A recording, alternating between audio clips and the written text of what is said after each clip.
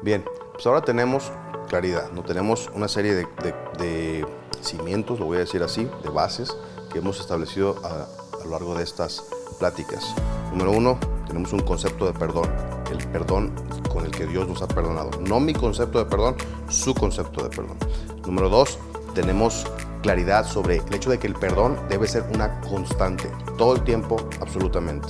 Número tres, tenemos claro que la falta de perdón produce sufrimiento, pero produce sufrimiento desde la perspectiva de que te muestra que hay falta de perdón.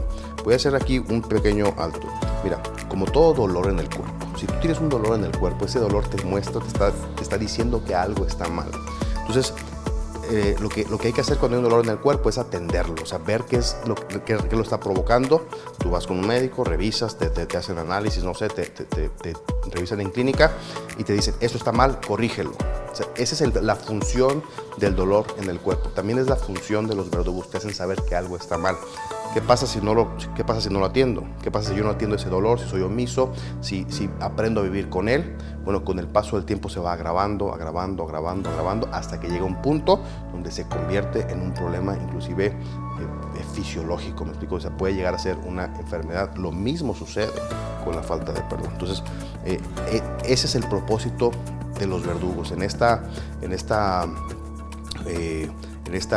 juicio emitido por el rey, donde permite que los verdugos le hagan saber a alguien que hay falta de perdón.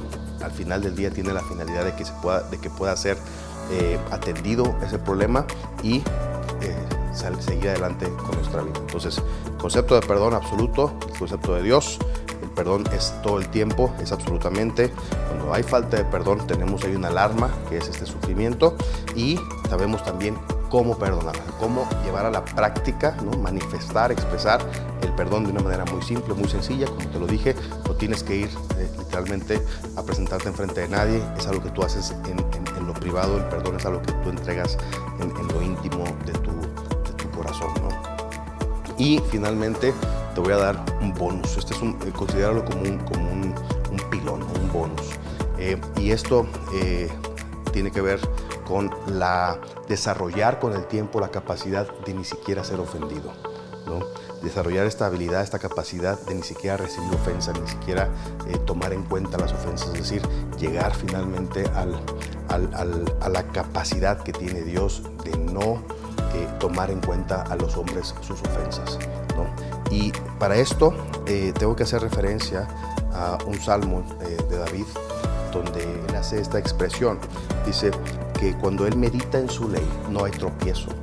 Este salmo de David, él hace referencia a que grandes hombres lo han atormentado, lo han perseguido, pero que cuando él medita en su ley, entonces no hay en él tropiezo. Y esta palabra tropiezo y la palabra ofensa tienen la misma raíz, es decir, se traducen de la palabra hebrea, se traduce, y también de la palabra griega, se traduce al español como tropiezo o como ofensa.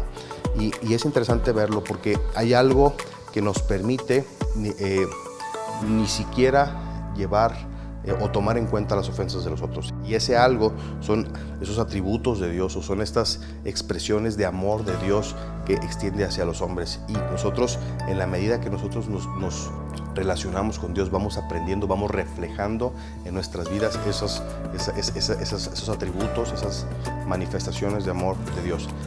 Lo voy a mencionar de esta manera. Por una parte está una cosa que se llama misericordia, y por otra parte está esto que se llama gracia.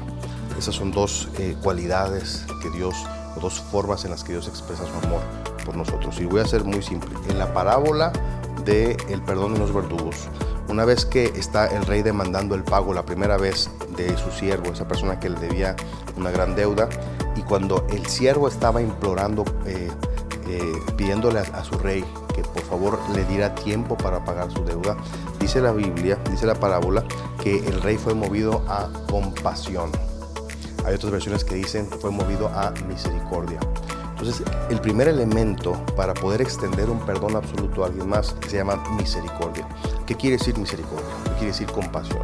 La misericordia básicamente significa ser consciente, ¿no? O ser empático con la situación del otro, la situación ajena, es decir, la condición del otro. Voy a poner un ejemplo muy simple.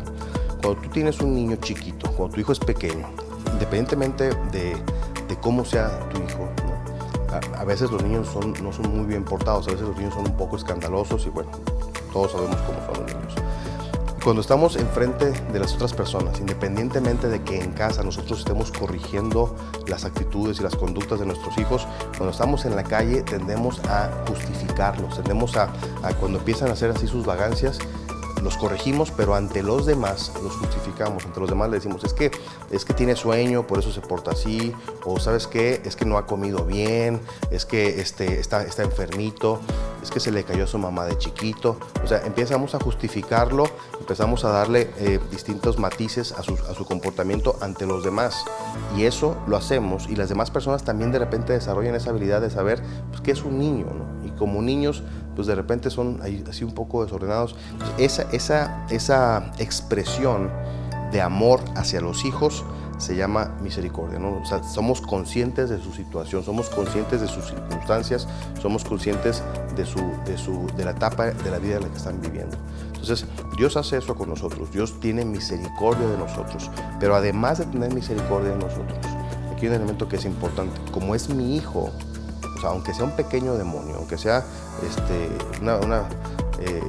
o sea, la única forma de amarlo a veces es porque son nuestros hijos, ¿no? O sea, aunque sea una persona ahí que no ha desarrollado, una personita que no se ha desarrollado completamente y que de repente no tiene el mejor comportamiento, el hecho de que es mi hijo hace que yo lo vea bonito, hace que yo lo vea agradable, hace que inclusive me pueda reír de cosas que a lo mejor en niños ajenos yo no disfrutaría. Y eso se llama gracia. O sea, la gracia hace o encuentra lo bonito en cualquier circunstancia. Entonces, eso hace Dios con nosotros. Dios extiende para nosotros misericordia y aparte extiende gracia. Cuando tú y yo aprendemos conocemos el amor de Dios en ese sentido. Es decir, otra vez se lo dije desde el principio.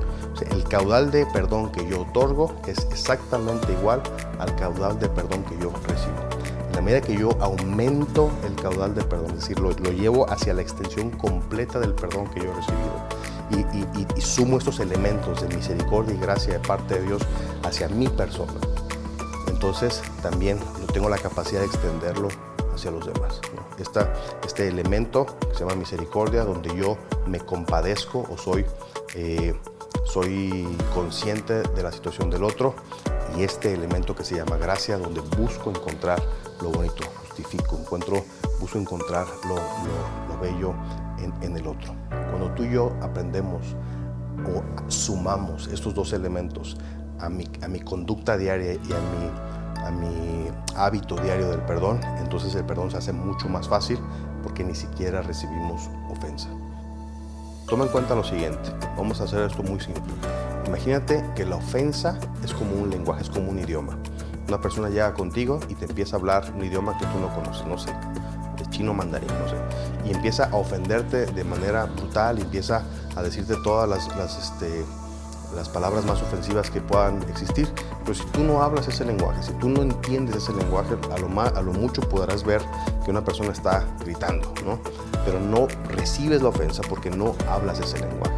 Entonces, y al contrario, tú aprendes un lenguaje que se llama gracia, misericordia, y entonces la forma en la que tú te comunicas todo el tiempo es con ese lenguaje, gracia y misericordia. Entonces, de lo que se trata aquí es de sustituir, ¿no?, el lenguaje de la ofensa por el lenguaje de la gracia y la misericordia. Es decir, desaprender el lenguaje de la ofensa, borrarlo de mi cabeza, borrarlo de mi entendimiento, no hablarlo más, o sea, no conocer más ese lenguaje, no comunicarme más de esa manera, y empezar a comunicarme con el lenguaje de la misericordia y el lenguaje de la gracia. Eso evita que por completo podamos ser ofendidos, y eso nos trae una vida de armonía, de paz y de plenitud.